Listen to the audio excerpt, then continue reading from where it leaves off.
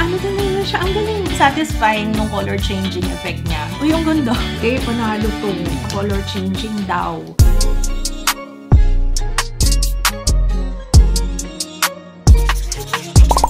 Hello everyone! Welcome back sa ating channel. It's been a while. Mag-review tayo ng foundation. And ang dami nagre-request sa inyo, ate yung budget-friendly lang, ha? Okay. Ang tagal ko na hindi nagre-review ng ganito. Kim Hughes Color Changing Makeup.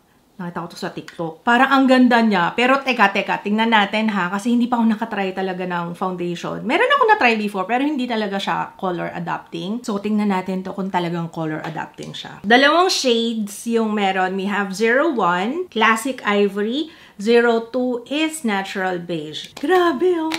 Oh. Sangka oh. Ang bongga ng packaging. Okay, swatch natin si 01. Medyo mahirap lang po siya sa umpisa, no? Mahirap mag-pump. Alright, so ito si Classic Ivory. Ayan siya, white. Pero, pag binlend out, oh, ayan na nakikita niya na yung shade. Ang galing, amazing. Amazing, ha? So, ayan siya. Sige, medyo iyan na natin para makita natin. Ayan. Ayan, si Classic Ivory. Ito naman si Natural Beige. Pag ginanyan mo siya, nakakatakot kasi ang puti. Pero, sige. Ayan. Oh, tingnan nyo guys, oh. Nag-aano talaga siya. Ang galing. Ayan, yung difference nung dalawa. Nakaka-excite. Wait lang. Dito tayo maglagay. 02 yung gagamitin ko, guys, ha.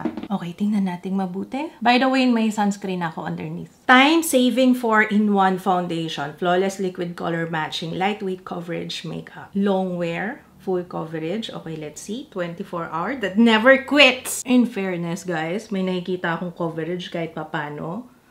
Ayun o, natakpan niya yung kilay ko eh.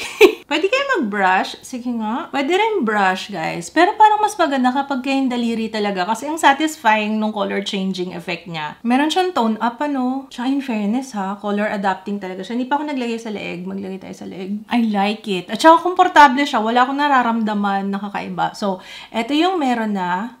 Ang ganda niya. Very natural lang yung atake. Tapos, eto yung malapa.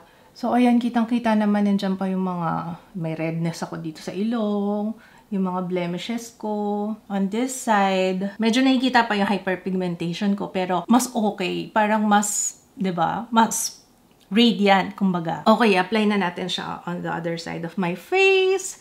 Ano ko to guys, try natin ng brush. Pwede rin siyang brush, why not? Pero mas satisfying kasi talaga pagkadaliri, iyo. Parang kailangan talaga i-rub mo siya sa skin para mag-adapt siya sa skin. Uy, ang ganda. Compare natin side by side. Pang set natin, Laura Mercier. O, diba? Kasi mag-expire na to. Kaya nga, inuubos ko na siya. Okay siya, guys. Tapusin ko lang yung aking makeup. Babalik ako. Panalo to. I like it. Ang fresh ko lang tingnan. Hindi siya mukhang foundation eh. Hindi siya mukhang foundation. Alam mo yung parang naglagay ka ng moisturizer, ganyan. O kaya tinted sunscreen, ganyan. Seryoso, nakaka-ano siya, nakaka-blooming ng skin. Diba?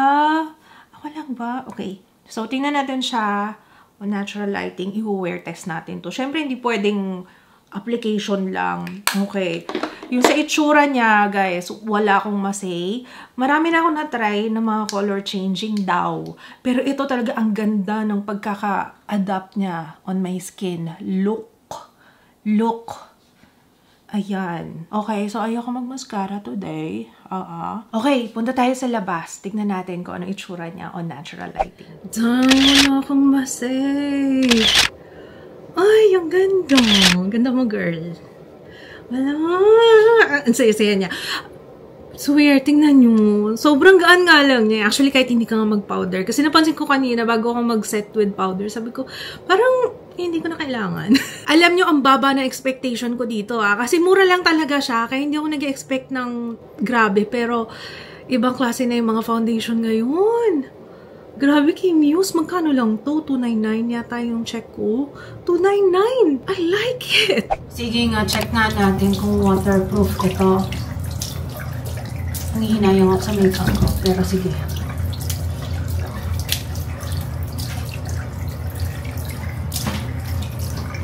Hi!